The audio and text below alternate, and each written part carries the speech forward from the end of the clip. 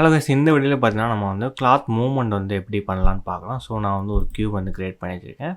கியூபுக்கு மேலே பார்த்தீங்கன்னா ஒரு பிளேன் வந்து கிரியேட் பண்ணி வச்சுருக்கேன். ஸோ இப்போ இந்த கியூபில் வந்து கொலிஷன் வந்து ஆட் பண்ணிக்குவோம். ஸோ அதுக்கப்புறம் நான் வந்து என்னோடய பிளேனை செலக்ட் பண்ணிட்டு நம்ம ஆப்ஜெக்ட் மோட் வந்து எடிட் மோடு வந்து சேஞ்ச் பண்ணிட்டு இதில் வந்து நம்ம வந்து சப்டிவைட் வந்து ஆட் பண்ணிக்குவோம். ஸோ நான் வந்து 150 வந்து ஆட் பண்ணிக்கிறேன்.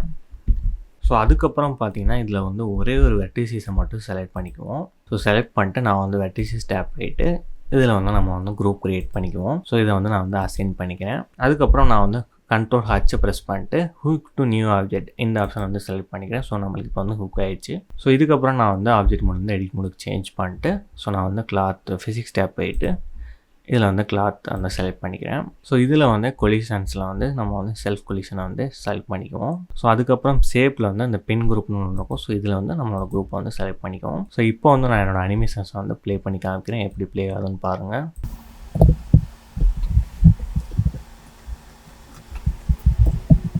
இப்போ பார்த்தீங்கன்னா நான் அந்த செலக்ட் பண்ண ஒரே ஒரு வெர்டிசஸ் மட்டும் மூவ் ஆகிருக்காது. பட் மற்ற எல்லா வெர்டிசஸ் பாயிண்ட்டும் வந்து மூவ் ஆகிருக்கும். ஸோ இந்த மாதிரி க்ளோத்தோட ஒரு பார்ட்டை மட்டும் மூவ் பண்ணாமல் மற்ற பார்ட்ஸ் வந்து மூவ் பண்ணுறதுக்கு நம்ம இந்த ஆப்ஷனை தான் யூஸ் பண்ணுவோம். ஸோ இந்த மாதிரி பார்த்தீங்கன்னா நம்ம இந்த க்ளோத்தை வந்து மூவ்மெண்ட் பண்ணிக்கலாம்.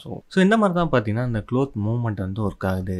நம்மளோட பிளெண்டர் கிளாஸில் வந்து உங்களுக்கு ஏதாவது டவுட் இருந்துச்சுன்னா நம்மளோட வீடியோ கீழே வந்து கமெண்ட் பண்ணுங்கள். ஏன்னா நாங்கள் வீக்லி பார்த்தீங்கன்னா லைவ் கிளாஸஸும் வந்து கண்டக்ட் பண்ணுறோம். அதில் உங்களோட டவுட்ஸை வந்து கண்டிப்பாக வந்து கிளியர் பண்ணுவோம். ஸோ மறக்காமல் நம்மளோட வீடியோ கீழே உங்களோட டவுட்ஸை வந்து கமெண்ட் பண்ணுங்கள்.